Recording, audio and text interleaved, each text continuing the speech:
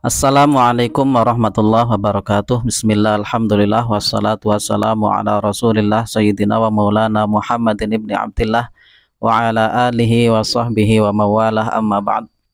Saudara-saudaraku sekalian rahimani wa iyyakumullah. Pada kesempatan ini saya akan mengkhususkan untuk mengomentari beberapa komentar yang masuk pada video saya yang saya unggah, yang berjudul menanggapi Mr. TM, Gus Mukhlason, Gus Umar, Abu Marlo, dan seterusnya. Kebanyakan yang masuk, dugaan saya itu pengikut-pengikutnya Mr. TM, Gus Umar, Gus Mukhlason, Gus Umar, Abu Marlo, dan sebagainya. Kebanyakan itu seperti itu. Ada juga orang umum yang ikut berkomentar. Dalam kesempatan ini saya ingin menyatakan, ini lagi di bulan Ramadan lah, kurangi tensi emosionalnya lah. Saya sebenarnya kepingin mengomentari banyak, tapi ingat ini bulan Ramadan, cukup sekedarnya saja. Dalam hal ini saya ingin sama-sama mengingatkan bahwa video yang sudah diupload itu menjadi konsumsi publik. Siapapun yang sudah mengupload video, maka dia harus sadar dengan konsekuensinya, sehingga harus pilih-pilih ketika mau mengupload. Dalam hal ini saya kepingin mengingatkan, saya bukan tidak setuju atau ingin menghakimi isi dari videonya, tapi saya kepingin mengkoreksi bahwa video isi ceramah yang seperti itu tidak selamanya tepat ketika diupload di YouTube, yang mana akan menjadi konsumsi publik. Perlu diingat kembali, kita sama-sama ingatlah bahwa ilmu tauhid dan ilmu ma'rifat itu ada kesamaan tapi ada bedanya. Ya, setahu saya ini ilmu tauhid dan ilmu ma'rifat itu ada kesamaannya, tapi menjadi dua bidang keilmuan yang berbeda. Paling tidak kita lihat dari sisi terminologinya. Ilmu tauhid itu sepanjang yang kita tahu itu sering juga disebut dengan ilmu kalam. Ilmu kalam, namanya ilmu kalam. Kalam itu pembicaraan. Jadi ilmu yang banyak dulu pernah menjadi bahan pembicaraan. Ilmu kalam ini itu berkaitan dengan penalaran. Makanya di sana banyak sekali perdebatan. Namanya berdebat itu dengan penalaran, akliyah. Makanya dalam ilmu kalam itu ada firqah, ada firqah ahlus sunnah wal jamaah, ada syiah, ada mu'tazilah, ada jabariyah, qadariyah, dan seterusnya. Itu ilmu kalam. Yang dibahas itu hal-hal yang bersifat ketuhanan, tapi dengan sudut pandang akal. Nah, kita bisa cek beberapa kitab. Misalkan ini ada yang paling kecil dulu, ada Al-Jawahirul Kalamiyah. Jawahirul Kalamiyah isinya apa saja? Isinya al-mabhatul awwalu fil imani billahi ta'ala, tentang iman kepada Allah, terus sifat wajib, sifat mustahil, sifat jaiz, terus iman bil malaikah, iman bi kutubillah, terus iman bir rusul, terus ma yajibu lil anbiya'i au yastahilu alaihim, apa yang wajib, sifat-sifat wajib bagi para nabi dan mustahil bagi para nabi. Ma yajuzu fi haqqil anbiya, apa yang boleh ada pada para nabi. Terus kemudian al-mu'jizah al-muhammadiyah, mukjizatnya Kanjeng Nabi Muhammad SAW. Kemudian al-yaumil akhir, hari akhir. Fil imani bil qada'i wal qadar, iman kepada qada dan qadar. Kemudian Isra wal Mi'raj, istiratus sa'ah, syarat-syarat atau tanda-tanda kiamat itu. Jadi di sini ada perbedaan pandangan antara satu firqah dan satu firqah yang lain. Misalkan terkait dengan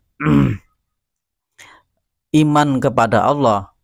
Ahlu sunnah wal jamaah mengimani bahwa Allah itu mempunyai sifat wajib yang 20, sifat muhal 20, sifat jaiz 1. Tapi menurut Mu'tazilah itu bukan sifat, itu zat. Karena kalau sifat, kalau itu disebut sifat, itu di luar zat. Itu perbedaannya di situ. Kemudian terkait dengan Isra Mi'raj, Isra-nya kalau ahlu sunnah wal jamaah meyakini bahwa Kanjeng Nabi Muhammad itu Isra dan Mi'raj. Isra itu dari Mekah ke Masjidil Aqsa, Mi'raj ke Sidratul Muntaha, biruhihi wa badanihi, dengan ruh dan badannya Kanjeng Nabi. Terus Mu'tazilah, mereka Isra-nya yakin, tapi Mi'raj-nya enggak. Karena apa? Enggak ada dalil sharih dalam Al-Quran menurut Mu'tazilah ini ya. Nah, mereka menganggap bahwa Mi'rajnya Kanjeng Nabi itu hanya ruhnya saja, tidak berserta dengan badannya. Itu perbedaan di sana. Nah, kemudian tentang melihat Allah di yaumil akhir nanti, di surga nanti. Apakah melihat Allah itu dengan mata kepala atau seperti apa? Itu berbeda antara ahlu sunnah wal jamaah dan Mu'tazilah. Berbeda juga dengan firqah-firqah yang lain, misalkan Khawarij, Qadariyah, Jabariyah. Qadariyah mengatakan bahwa kita itu punya kuasa yang menentukan kita itu di dunia ya kita sendiri. Kita itu seperti jam yang diciptakan oleh Allah. Jam Allah sudah menciptakan atau membuat jam, kemudian jalannya ya udah jalan sendiri, sudah nggak ikut campur lagi. Berbeda dengan Jabariyah. Jabariyah itu menganggap bahwa kita itu seperti wayang, ya tidak punya peran apapun, bahkan gerak jari kelingking kita itu ya Allah, karena Allah yang menggerakkan. Ketika mencuri, Allah yang menggerakkan. Ketika berbuat zalim, Allah juga yang menggerakkan. Tapi ahlu sunnah wal jamaah berbeda itu. Berbedanya di mana? Ya, kita ada ikhtiar, Allah ada takdir. Makanya ada qada dan qadar. Nah, itu perbedaan-perbedaan. Jadi yang sering disebut sebagai ilmu tauhid, khususnya oleh Gus Umar, itu mestinya pemahaman terminologisnya itu adalah ya ilmu kalam. Ya isinya sama saja, Jauharul Kalamiyah. Terus Hasyiah Dasuki. Hasyiah Dasuki, lihat saja daftar isinya, tidak jauh beda dengan itu. Fi bayamni aham mimma yashtaghilu bihil aqil. Terus kemudian mabhasul wujud, mabhasul qidam, mukhalafatul hawaditsi, sama itu. Ini kebanyakan membahas tentang sifat wajib, mustahil dan jaiz bagi Allah. Terus mabhasu ma yajibu fi haqqir rusul, pembahasan tentang sifat yang wajib pada haknya para utusan. Nah itu sama. Terus misalkan yang lain, Al-Husun Al-Hamidiyah. Ini kitab tauhid, kitab kalam. Itu isinya juga sama. Fi ta'rifi ilmi tauhid. Apa itu ilmu tauhid? Fi haqiqatil iman wal Islam. Fi ta'rifil imani billah. Fi bayani sifat as-salasa asyrata allati tajibu lillahi ta'ala tafsilan. Sifat yang 13 bagi Allah dan kebalikannya. Ini sifat yang 20 juga, fil imani birrusuli wal anbiya'i wal malaikati wal kutubi wal yaumil akhir. Menjelaskan tentang iman kepada para rasul, para nabi, para malaikat, kitab-kitabnya dan hari akhir. Relatif sama. Al-faslul awwalu fi bayanil imani birrusuli wal anbiya'i shalawatullahi wassalamuhu alaihim. Sama, relatif. Jadi isi dari ilmu tauhid yaitu sering juga disebut dengan ilmu kalam. Itu adalah ilmu yang berdasarkan penalaran. Bagaimana kita beriman kepada Allah itu minimal dengan penalaran kita. Sifat wajib bagi Allah itu bukan wajib diketahui. Ini sering saya sampaikan. Wajib bagi Allah itu wajib memiliki sifat itu. Misalkan yang pertama, Allah wajibul wujud, wajib bersifat wujud. Artinya ya nggak mungkin Allah itu nggak ada, akal ini nggak bisa menerima. Nggak mungkin adanya alam semesta ini nggak ada yang menciptakan itu Allah. Kemudian qidam itu Allah bersifat dahulu tanpa ada yang mendahului. Kalau Allah itu memang Tuhan, maka dia harus dahulu tanpa ada yang mendahului. Kalau ada yang mendahului Allah, apalagi yang menciptakan Allah, yang menciptakan itu yang lebih layak disebut Tuhan. Makanya kalau Allah itu Tuhan, secara akal Allah itu wajibul qidam. Allah wajib bersifat qidam, dahulu tanpa ada yang mendahului. Allah yang menciptakan semuanya ini, menciptakan makhluk semuanya, bumi, langit, manusia dan sebagainya. Semua Allah yang menciptakan. Yang namanya menciptakan pasti lebih dahulu daripada yang diciptakan. Nah, itu jadi penalaran akal. Kalam itu berdasarkan penalaran akal. Kemudian yang kedua, ilmu ma'rifat. Kalau ilmu ma'rifat itu sudah berkaitan dengan musyahadah, mukasyafah, ma'rifat. Itu udah berkaitan bagaimana cara kita musyahadah. Melalui apa? Melalui zikir, melalui perenungan, melalui memahami apa yang sebenarnya ada di dalam diri kita. Kita itu ada jasmani, ada ruhani. Ruhani itu ada ruh, ada nafs, jiwa. Terus dalam ruhani itu ada tingkatan-tingkatan. Nafas juga ada tingkatan-tingkatan yang sering di dalam kajian ma'rifat itu ada martabat-martabat. Membahasnya seperti itu. Ya kalau kita melihat di hikam misalkan ada salah satu keterangan dari Sayyidina Abu Bakar As-Siddiq bahwa menurut beliau manusia itu diberi 6 modal untuk bisa ma'rifatullah, untuk bisa mendekatkan diri kepada Allah. 6 modal. Modal pertama, di manusia itu diberi hidayah, petunjuk. Petunjuknya ada yang melalui ilham, ada yang melalui guru, ada yang melalui ustadz, ada yang melalui mursyid. Itu Allah sudah memberi petunjuk itu. Ada yang langsung dari Al-Quran, ada langsung dari Kanjeng Nabi. Nah, itu hidayah. Allah sudah memberikan hidayah. Nah, kita bisa memaksimalkan itu enggak agar kita bisa mencapai Allah Subhanahu wa taala. Terus yang kedua, Allah memberi kita musuh dalam menjalani kehidupan. Siapa musuh kita? Syaitan itu.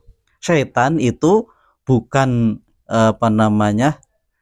sekedar musuh saja, tapi bagaimana Allah memberikan kita musuh agar kita berpacu, bersaing untuk menunjukkan bahwa kita adalah makhluk yang terbaik, bahwa kita itu layak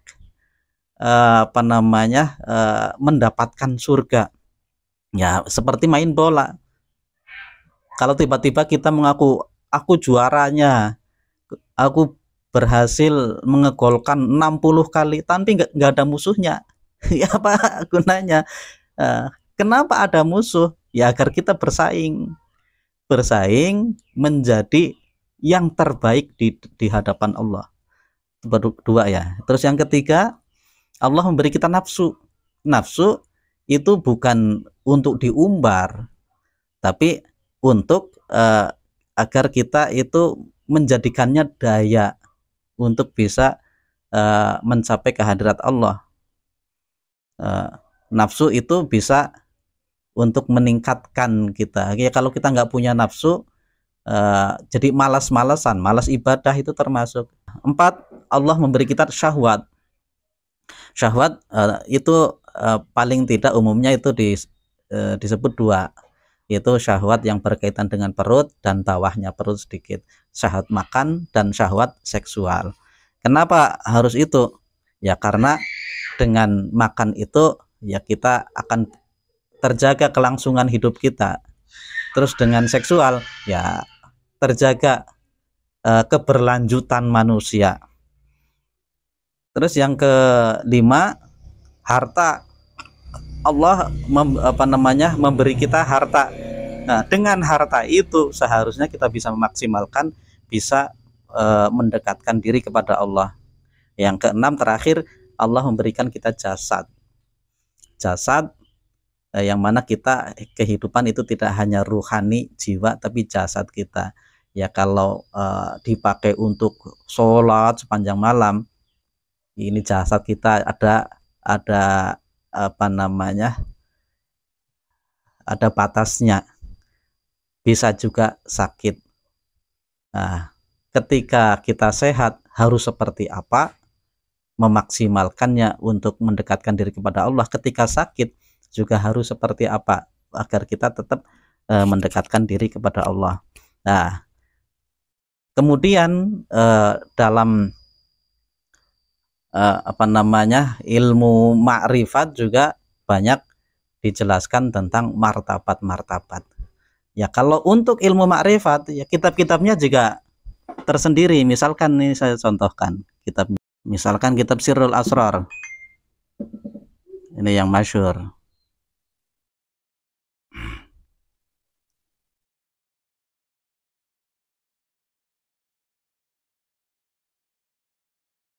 Kita lihat Sirrul Asrar, daftar isinya sebenarnya apa saja sih kitab Sirrul Asrar ini?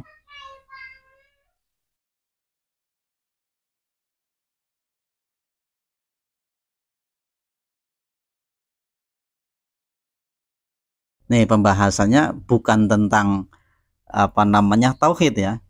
Beda tadi, kalau tauhid itu tentang iman kepada Allah, iman kepada malaikatnya, iman kepada hari akhir, iman kepada qada dan qadar, sifat-sifat wajib, sifat mustahil, sifat jaiz bagi Allah. Tapi kalau dalam kitab ilmu makrifat isinya seperti ini, fi bayani ruju'il insani ila watanihil asli, menjelaskan tentang kembalinya manusia kepada negeri asalnya, bahwa kita itu dari Allah, bahwa kita itu dari alam malakut. Nanti ada penjelasan tentang alam malakut, alam lahut, alam jabarut, alam mulki. Nah itu. Jadi kita bagaimana kembali ke alam malakut lagi ke sana itu. Kemudian fi bayani raddil insani ila asfalis safilin, menjelaskan tentang penolakan manusia untuk turun ke derajat yang rendah, serendah-rendahnya. Terus fi bayani hawanitil arwah fil ajsad, menjelaskan tentang ruh-ruh dalam jasad. Fi bayani taubah wa talqin, fi bayani ahli tasawuf, bayanil azkar, menjelaskan zikir-zikir, syaraitu zikri, syarat zikir. Kemudian fi bayani ru'yatillahi ta'ala, menjelaskan tentang melihat Allah Ta'ala. Nah, ini dalam kitab ini Syekh Abdul Qadir Al-Jilani menyatakan bahwa manusia itu tidak bisa melihat Allah di dunia dengan mata kepalanya, tapi bisa melihat dengan mir'atul qalbi. Hanya dia bisa melihat Allah di yaumil qiyamah nanti, mungkin dengan mata kepalanya, itu pun kalau diizinkan oleh Allah. Jadi ini ada orang-orang yang mengatakan Allah bisa dilihat di dunia, itu ya saya nggak tahu seperti apa.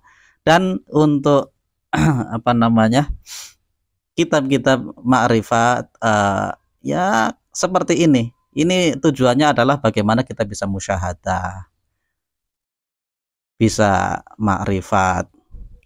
Nah, misalkan contoh kitab yang lain kita lihat Kimia As-Sa'adah Imam Ghazali.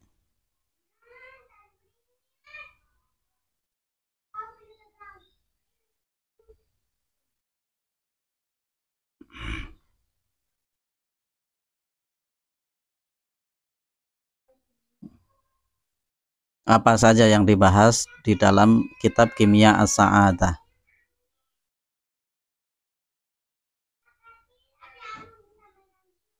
Yang pertama, ma'rifatun nafsi, mengetahui diri sendiri. Di dalam diri kita itu ada apa saja sih?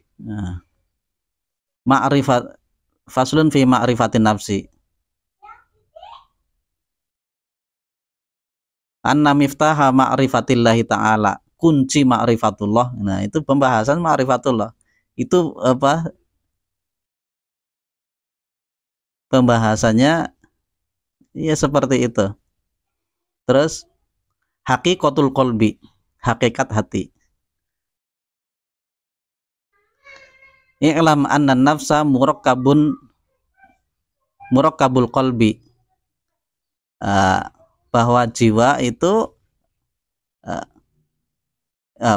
anna nafsa markabul qalbi, tunggangannya hati. Jiwa itu tunggangannya hati. Wa tahtaju an ta'rifal askarin, kamu itu perlu untuk mengetahui tentara-tentaranya hati. Dan seperti itulah apa namanya yang dibahas dalam ilmu ma'rifat. Dan setahu saya ilmu ma'rifat yang seperti ini ada diajarkan secara umum memang di pesantren-pesantren. Tapi kalau sudah terkait dengan bagaimana memasuki zikir, thariqah, metode zikirnya agar bisa musyahadah, itu biasanya disampaikan di ruang tertutup. Itu sudah berkaitan dengan pengalaman laku thariqah masing-masing. Di setiap thariqah itu beda-beda. Thariqah Naqsyabandiyah seperti apa, Khalidiyah apa namanya, Syadziliyah seperti apa, Syatoriyah itu seperti apa, itu beda-beda. Nah, itu sudah ada pakemnya dari mursyidnya, yang mana itu sudah dijelaskan, sudah dituliskan bahkan oleh para mursyid-mursyid di thariqah masing-masing. Nah, itu yang seperti itu tidak bisa disampaikan di muka umum, di khalayak banyak, tertutup. Karena apa? karena bahaya kalau disampaikan di khalayak umum. Bahayanya apa? Bahayanya pertama, kalau yang menonton itu setengah-setengah. Terus yang kedua, dari sisi daya energi itu berbeda khalayak umum dan orang yang sudah bai'at thariqah. Kalau yang sudah bai'at thariqah sudah kalau menurut bahasanya Syekh Qadirun Yahya itu sudah nyambung antara hatinya dengan hati gurunya. Di sana ada anwarul qalbi, ada cahaya-cahaya yang hanya memantul dari hati gurunya ke muridnya, gurunya ke muridnya, gurunya ke muridnya sampai kita. Nah, kalau orang umum yang tidak mendapatkan pantulan cahaya dari cahaya hati itu, ya tidak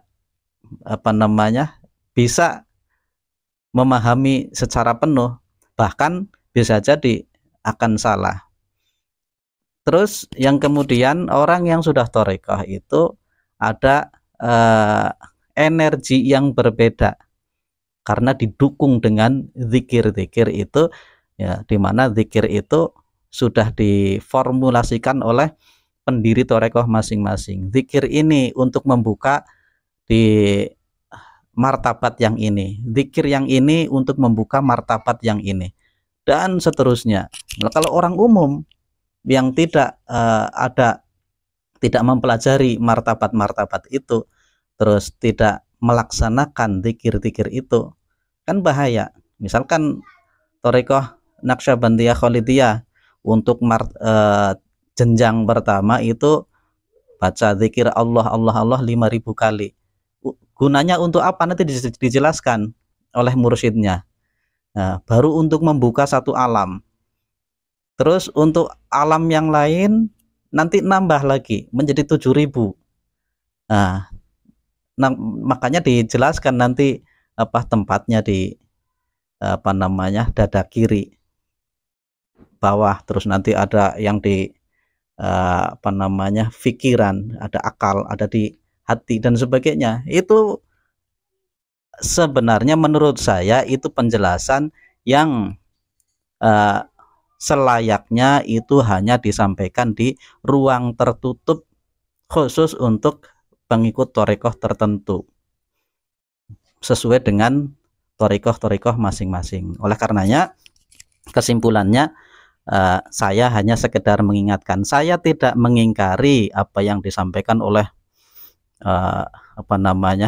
penceramah-penceramah itu yang menyampaikan hakikat-hakikat makrifat dan sebagainya. Saya tidak mengingkari, tapi saya menyarankan agar hal-hal yang sudah meliputi atau yang berkaitan dengan ruang tertutup thariqah itu jangan dipublikasikan di muka umum. Dan saya itu dalam beberapa video hanya sekedar kepingin melihat bahwa sebenarnya kalau saya komentari responnya seperti apa sih. Kalau dikomentari kemudian emosi orang kayak gini kok ngaku-ngaku sudah makrifat. Enggak, menurut saya enggak. Kalau masih emosian itu enggak, jangan berbicara makrifat tinggi-tinggi lah. Nah, kalau masih emosian. Terus saya mencoba menjadi orang umum, karena itu video-video ceramahnya sudah dipublikasikan di muka umum, ke masyarakat umum. Saya memposisikan diri sebagai masyarakat umum. Saya konfirmasi dengan ilmu-ilmu yang umum, dengan ilmu kalam. Ya, untuk melihatlah seperti apa sebenarnya responnya. Ternyata kan banyak yang ngarang itu. Ya demikian. Silahkan kalau mau dikomentari, kita jangan emosi dulu lagi bulan Ramadan. Kalau memang ada yang harus disanggah, dari apa yang telah saya sampaikan silahkan disanggah. Saya jadikan itu sebagai tambahan ilmu. Saya tidak merasa pintar, tapi saya niatnya agar terus belajar, nambah ilmu, saling ingat mengingatkan satu sama lain. Wal afu minkum. Wassalamualaikum warahmatullahi wabarakatuh.